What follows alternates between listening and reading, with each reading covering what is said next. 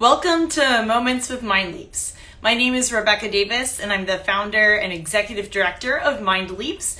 And I'm thrilled to be here for another Friday session where we're speaking with educators, community artists, researchers, wonderful people who are using their talents, energy, and knowledge to change their communities. I already see some of my favorite people joining as we've been continuing a mini segment or a mini series within Moments with MindLeaps, where we've been focusing on learning about education, genocide studies, and restorative justice practices with some of our closest friends. Volunteers of MindLeaps and also friends of MindLeaps within a special connection to one of our countries, Rwanda. And Debi Mahler is here to join us. Let me pull her in. We are very excited to have her, as well as Ms. here and some of her students I can see. Okay. Debi is a high school teacher at Rahway School. Hello, Debi. How are you? Hi. You look great. I was just starting to tell our followers who are already, oh my gosh, already putting my smile on at full speed, Debi. I was just starting to share with our followers that you have a long history as an educator, currently a high school teacher in New Jersey in the USA at Rahway School. But also you've gone above and beyond the typical call of duty for a school teacher, starting a program called Multiculturalism at the click of a mouse, which brought together students and educators from Poland and Rwanda and the United States, long connections to Israel, and working to advance the conversations around genocide studies and genocide prevention. And in your spare time, you found a chance to go to Rwanda and work with MindLeaps students for a month, and you're continuing to do that work virtually. So very excited to have this conversation with you today, Debi. Thank you. So I'm a Koro. Mimeza amakuru yawe. Mimeza. Wow. Oh my gosh, all of our Rwandan friends are going to be very happy now, Debi. Debi, we've talked a little bit about how extensive this career is in education. Tell me, how did you end up finding the path to be a school teacher? I know that you had a career in business and many things before that. How did you find this part of your journey? Well, interestingly enough, I majored in education in college, but I was very young and it wasn't for me at that moment. So as you mentioned, I ended up going into a business career in Manhattan, working in the city for many years. I lived in Israel for a year and then came home, and one thing led to another. And long story short, I had a long-term career with Brinks, the armored car people, in their international division. And when I had my son, things changed for me. And I stayed home for 8 years watching other people's children and started substitute teaching because I already had my degree in education. I didn't have to go back. So then I said, no, this isn't too bad. Did you ever miss the world of business? I missed the life of Manhattan. I missed the pace of the city, but then things changed and my passion changed completely with it. But even back in those days, I was still very passionate about learning about the Holocaust and genocide, even back then.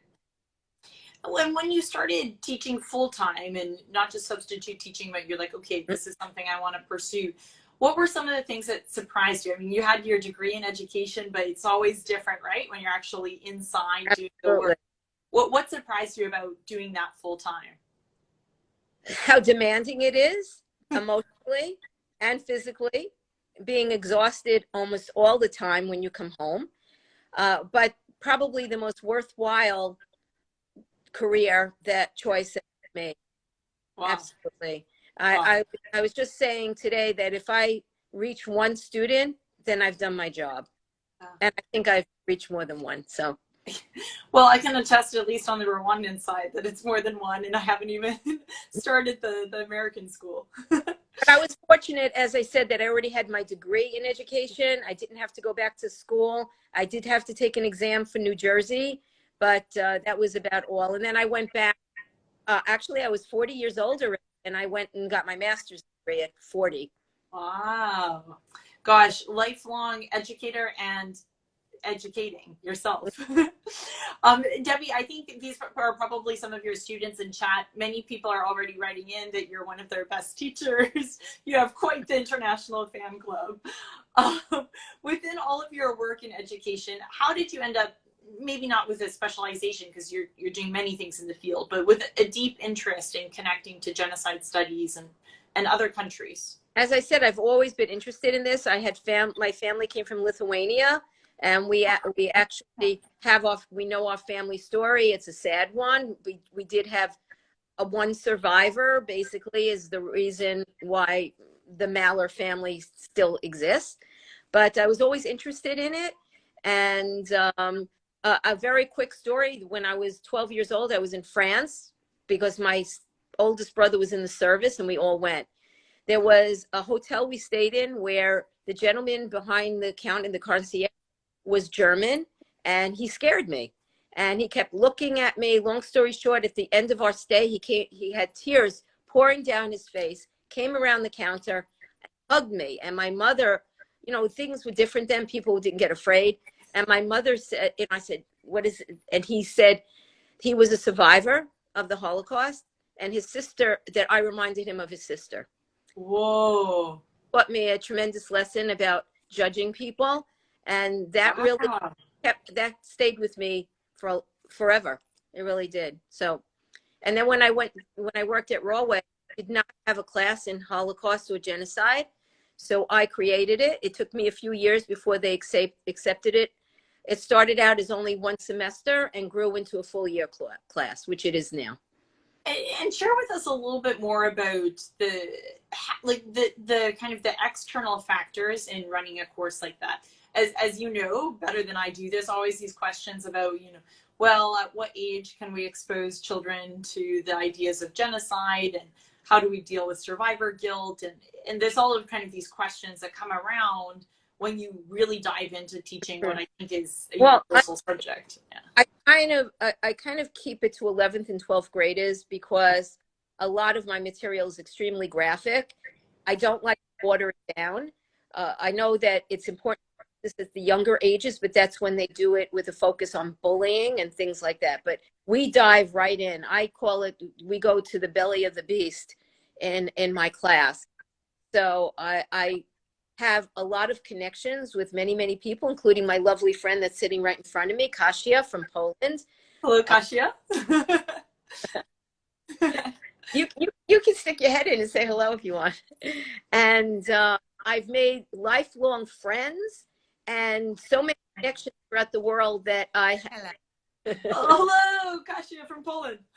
That I have reached out to and have been very generous in their time and doing presentations to my class virtually, and also visits to Washington D.C. and so on. So I'm not afraid to reach out to these connections and kind of say, I really need your help. Can you do a lesson for me? So I do reach out to all that because I did start with nothing in the class. I also actually did a fundraiser on Donors Choose, which is for educators. And I was able to raise enough money to buy 2 sets of books that I wanted and a computer that I needed. Oh my gosh, congratulations. Yeah. That was 15 years ago.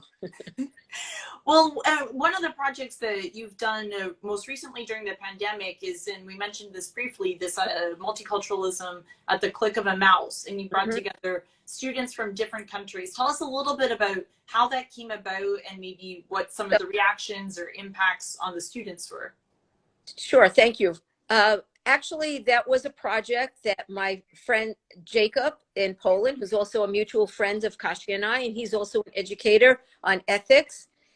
He asked me if I would go collaborate with him on this project through the Polish Council and the United States Embassy. So we proposed our project, which was called Multiculturalism at the Touch of a Mouse, because our idea was to have living books, meaning people giving presentations as if they were talking books.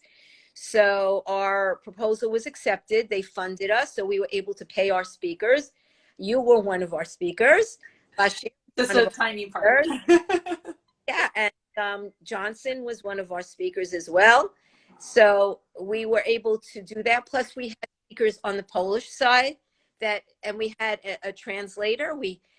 All the technology was done that the kids could click on to hear it in English or in Polish, depending on who the kids were. So it was a great program, and that morphed, after it was done, it morphed into this international group of friends that we also did during the pandemic. And that's where we invited the Rwandan students, Israeli students, South African students, Polish students, and American students. And they had a project, they worked on a project together. How they did it, they had to work out their own time frame of meeting each other with time differences and whatever, but they came through. They came through. So it was a wonderful project. I was very proud to be part of it, and hope that maybe there'll be Jacob iteration of it. Would again. Yeah. Gosh, that would have been just like life-changing for me when I was a high school student. As you know, I went to high school in Canada. Not that it wasn't a good education, but it was very isolating and like very kind of parochial in the point of view that you were learning. And I just think, you know, if young people's eyes are opened up to how easy it is to build friendships and relationships and understand the commonality between us at an earlier age, then a lot of the issues or judgments or decisions that we make later would just naturally change. But it seems like we get introduced to that so late in life. It was nice that the kids became so friendly. They actually, many of them still keep in touch with each other, because the kids from Poland all did speak English. So that was good. And we also, they were exposed to the fact that the Polish ambassador from the US joined us once to see, you know, because this was part of their thing and their programming. Yeah. So it was nice that they were exposed to like important people, that they were important because they were important to the important people. That's totally the right way to balance it, right? So that each side recognizes the value. And I think I love this idea of like living books and people as living books, which is so much, you know, taps into the power of the media today and how we use social media tools, that it can be so much more robust in the field of education than just kind of a marketing tool. And we tried to vary the themes of each of the living books. So we had someone from Poland that talked about their program for autistic adults. And we also had a Holocaust survivor, and we had people from all different fields. So it wasn't just about genocide or Holocaust. It was about cultural exchange more than anything else. And that's really the universality of it too, right? As I think as we dig around the issues connected to mass atrocities, we realize actually these are like human behavioral issues. Mm-hmm. Debbie, I know you've been to Rwanda a few different times, including with Carl Wilkins, who was our guest last week, and a fan probably, I think everybody here is a fan of Carl Wilkins. We can probably state that unequivocally. Yes, met Carl as well. Indeed. World, yes. Share with us a little bit about your impressions of Rwanda, what it's been like to be in the country, to work with youth there. Well, certainly this trip, the second trip, the first trip was just really getting to know Rwanda, and it was a genocidal study trip with Carl. Okay. This second trip that Colleen and I took together, and Colleen was on your program a few weeks back. And here today cheering you on, Debbie, of course. Great. We didn't know what to expect, which was fine. We were pleasantly surprised at everything. I mean, I know sometimes it sounds trite, but I have said this I've said this many times. They gave more to me than I could ever give them. I have never felt so loved and honored in my life as I did with that month in Rwanda. And it's probably the thing that I'm proudest of in my career. Wow. With hands down, Debbie. Hands down. The tenacity of those kids, coming on during the summer to classes, coming on. I know you made us work on Saturdays. Saturday, and Colleen and I worked from 8 a.m. to often 6 p.m. Yeah. Helping the kids that were taking the state exam. And oh my God, I was jumping for joy when I got that email telling me that the students he worked with all passed that exam. I was so thrilled, so thrilled. Again, as far as Rwanda itself, I find the people extremely warm, very kind, very soft-spoken. Everyone is so friendly. You know, Colleen and I got lost one day, and this woman just said, "Okay, you know, let me take you," and then she invited us to her house. Oh You my know, God. So Rwandan. the only thing I was not a fan of was walking on the hills. It's not easy. It's not easy. I'm proud of myself for doing it, but it is not for the weak at heart. Let me tell you. Well, I have to tell you that all of us in Rwanda were very impressed that you did that climb every night after teaching all day long, because that is a long climb. Omar, who's also here watching and cheering you on, Debbie, he had about half of the way to go that you and Colleen had to go, and it got more steep.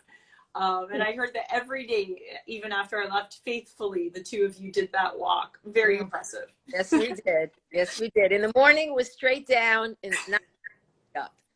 But we were happy to do it. We were proud of ourselves. We laughed a lot. And we, as I said, we were loved more than I can put words to. I was very proud of the work that we did there. I really was. Well, all of us are forever grateful, but also proud, which are different ideas, right? Mm-hmm. Both grateful and proud to see the impact of the work you've done. Mm-hmm. Your impressions remind me of when I first went to Rwanda, and you know that I first went similar to you, Debbie, to learn more about genocide and understand like what happens post genocide, how does reconciliation take place, and really like the strongest impression I had of Rwanda during that first trip was how incredibly tenacious, your word is really the right word, how tenacious these people are about building a future. Coming back to the US, as so many of us have said, where we have so many opportunities here and so much at our fingertips, and yet we don't make use of those tools to advance and push ourselves and our country forward. Just really kind of opens your eyes to how much is possible. Absolutely. And one of the things that also impressed me, the kids are always smiling and they mean it and happy. And I learned how to play Zip Zap Zoop, and which was so much fun. And seeing kids playing outside. Unfortunately, where I am, I very rarely see kids playing outside anymore. And it was so joyful to see them playing outside, you know, all the time. And I taught them Simon Says, and they enjoyed that. I hope they're still playing it. And it was, as I said, it was just so much love out there. But they also learned a lot. We were not easy on them in the classroom, Colleen and I. We were not easy. They got homework. Well, you've heard me say this very briefly, but one of the signs of like true impact of educators, right, is you come, you do your work, you work with these students, you're long gone, students are in their new program, in their new academic years, and someone like me and another American like shows up, and here I am walking around the MindLeaps Center in Kigali, and I hear vocabulary, and I'm like, in like the last 7 years of MindLeaps life, I've never heard Rwandan staff and Rwandan students use this type of vocabulary. And I just knew that was like the Debbie and Colleen stamp on the Jim Bell Center in Kigali. And I'm very, very honored and happy that I'm continuing to teach, you know, from home. And now I know who they are. Yeah. Because they're all kids I had the relationship. So it's really nice that I can call them by name and I know who they are. And I'm very happy that I, you know, got another teacher from Rahway, Linda, that has joined on to teach. And of course, Colleen. And yeah, we all say how much we get from them is a lot more than we give to them. And we really mean that, really do. Debbie, you have amazing comments coming in the feed here. I feel like if I just read the comments, we could just read the comments and have a whole nother interview. You are being invited to Rwanda refugee settlement in Uganda to share your educational experience. Obviously, one of your champion students has been writing about how your course was the best course in the school and how it changed her life. You have friends Linda and Omer and our other friends in North Macedonia who have all heard about this woman, Debi from Omer, and want to know who she is. So your fan base is growing as we talk, Debi. That's great. Mm-hmm. Okay, and now you're being asked when you'll go back to Rwanda. Well, Omer's going to come with you. If I can stay and save some money, I'd be more than happy to come back this summer. Colleen and I, we came for a month, and we both said, you know what? We looked at each other. We could have done 2. Wow. We could have done 2. Now, the real test will be when you come and do 2 months, if you'll do 2 months again after that. We would. I bet we. The weather is wonderful. It's that time of year. San Diego weather, beautiful weather. And I have to say, we have hot water, and that was a plus. And now you've said it on camera. I heard that you weren't going to reveal all of the. Well, not every day. If it rains, the water didn't heat up because you didn't have the sun. Yeah. But other than that, our accommodations were wonderful. All the staff that helped us, our little trips together on the bus. I have such fond, wonderful memories of everything that we did. Everything. And we had some laughs. We did. We cried, and we had a lot of laughs. So it's so true. It's like Rwanda can be such an emotional journey up and down, but the overall feeling is kind of like you feel like you're living life like with this new level of like kind of experiential like stimuli that you don't have just day to day when we're in our routines here. Anna, my sister. And Linda is also, I think, getting more excited to maybe follow in the steps of Debi and Colleen. We've been talking. But what I love is the whole idea of 6 degrees of separation, because when you think about it, and I'm not even talking about my Israeli connection and all of that, but the fact that I don't know if he's watching, but Carl is the center of all of this, because I traveled with him, fell in love with the country. Colleen was my roommate on our first trip. We developed a strong bond and friendship. It just led to meeting you, and it just snowballed like that. I mean, it was almost, as they say in Hebrew, bisheret. It was like a meant to be. It's just meant to be. And really. Bashir would tell me to say to you, Toda Rabba. Tarabah.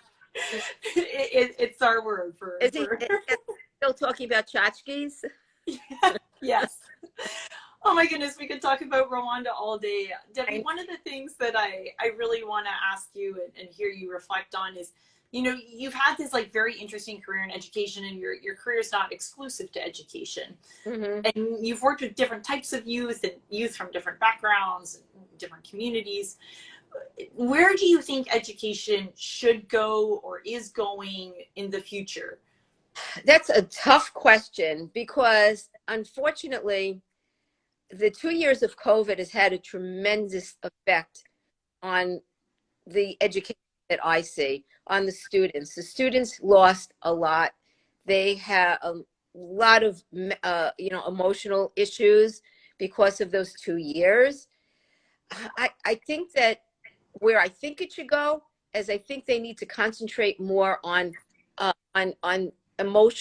social emotional learning, SEL.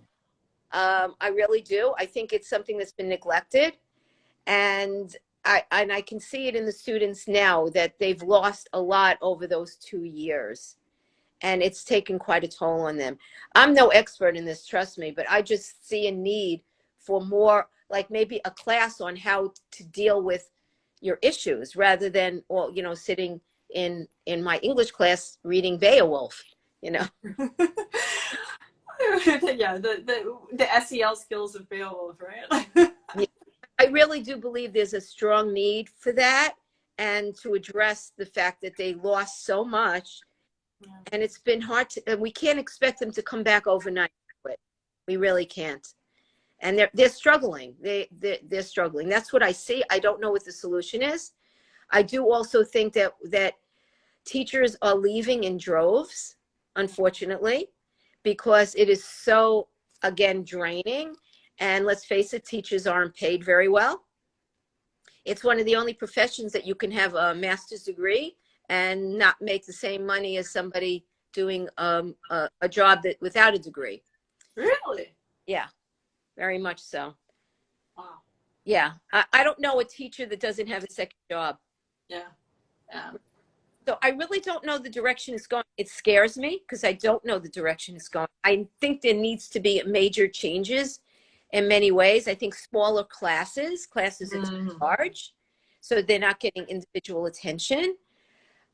So and finding a way to hire good teachers, you know, make attractive for good teachers to come on board, because I think we're losing a lot there with so many leaving, going into the private sector, saying I'm not doing this.